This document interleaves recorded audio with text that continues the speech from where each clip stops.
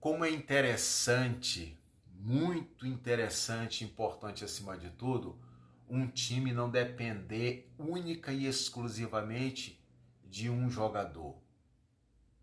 O referencial, ele sai, o time acabou ou o time cai muito de rendimento. Eu falo isso porque hoje, o que eu percebo no Vasco? O Diniz tirando o Verratti sem nenhum problema. Não é verdade?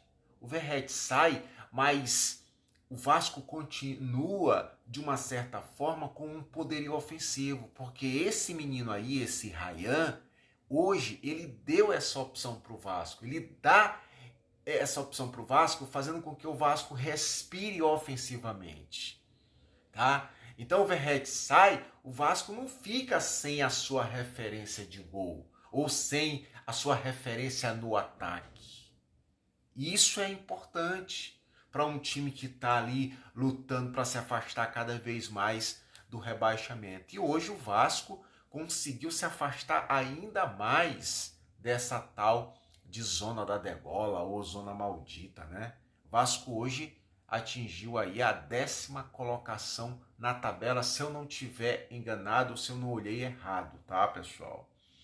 Então, hoje o Vasco conseguiu fazer uma boa marcação, encaixar uma boa marcação, tá? É tanto que o Cruzeiro não jogou, o Cruzeiro foi anulado na minha concepção. É bem verdade que o Cruzeiro jogou muito abaixo do que pode jogar ou do que normalmente joga.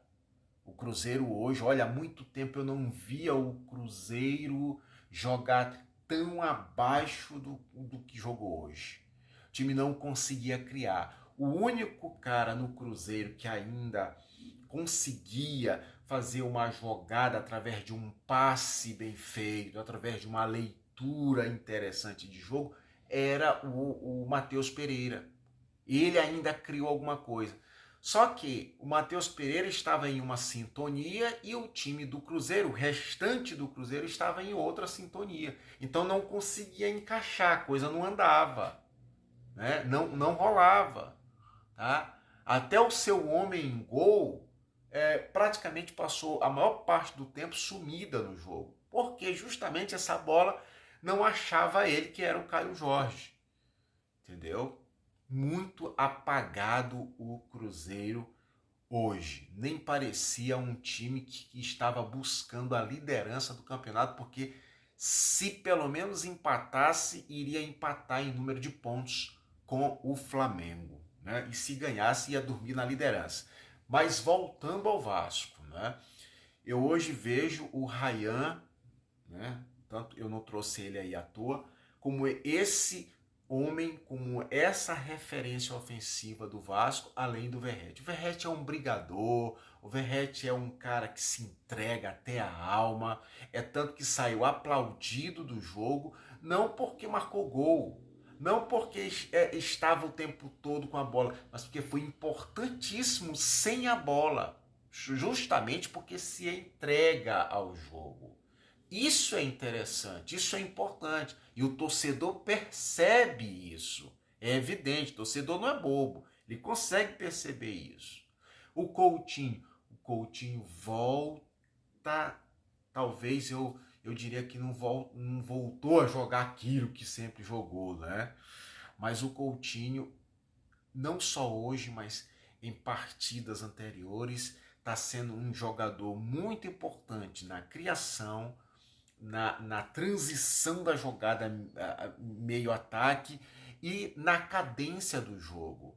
O jogo hoje, para o Vasco, precisava desse cara para cadenciar o jogo. Quem precisava correr desesperadamente para tentar alguma coisa era o Cruzeiro. E o Vasco, logicamente, se pintasse alguma oportunidade depois do segundo gol, tinha que aproveitar, tinha que matar o jogo nesse sentido, né, de continuar tentando marcar gol. Mas o Coutinho foi importante porque ele conseguia cadenciar o jogo. Então ele dava sequência na jogada quando tinha que dar, mas ele cadenciava também sabendo da importância da administração do jogo, do placar, logicamente, do resultado final. Então, esse Coutinho é que a torcida do Vasco quer. É tanto que se empolgaram, inclusive, e já pediram o Coutinho na seleção. Mas aí, falando em seleção, mais importante do que o Coutinho na seleção, talvez eu indicaria o PH. O Paulo Henrique, o lateral direito do Vasco, tá jogando fino da bola, pessoal. Tá jogando fino da bola.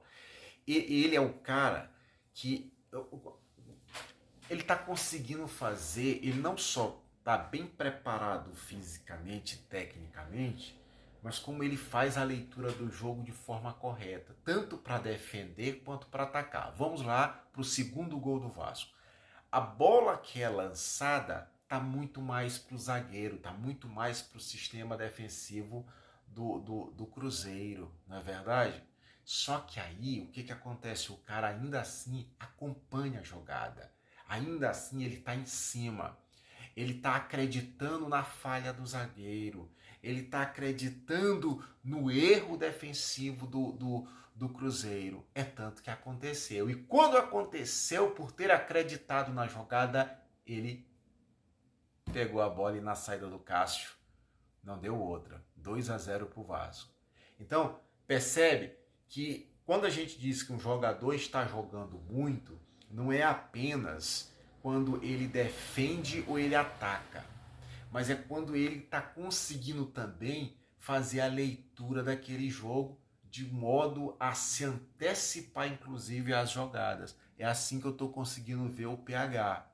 Então, nesse momento, se fosse para indicar entre o Coutinho e o PH para uma seleção brasileira, né, eu indicaria o PH, porque ele está jogando o fino da bola sim. Ele está merecendo sim, quem sabe, essa chance, essa oportunidade. Agora, para fechar aqui o nosso comentário, fazer aqui a nossa análise, né? Fazendo a nossa análise. Você pode não gostar do Diniz, você pode achar o Diniz maluco, você pode achar o Diniz doido, não é verdade? Mas até pode chamar o Diniz de burro, como a própria torcida vascaína já chamou, tá? Pô, mas deixar de reconhecer o papel do Diniz na evolução desse time, aí é não querer também ver os fatos, hein? Não é verdade? O Diniz está sendo fundamental para conseguir encontrar a melhor forma, a melhor formação, o melhor jeito, o melhor esquema tático para esse Vasco da Gama.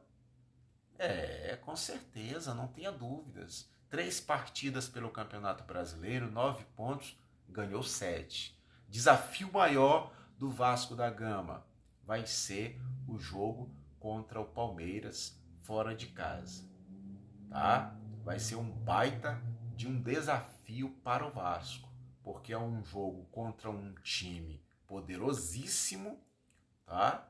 Que está lutando tanto na Libertadores como no Campeonato Brasileiro, e a gente sabe que dentro dos seus domínios é ainda mais forte. Então, se o Vasco conseguir arrancar um ponto sequer do Palmeiras lá em São Paulo, eu diria para vocês que o Vasco embalou de vez mesmo. É isso. Abraço.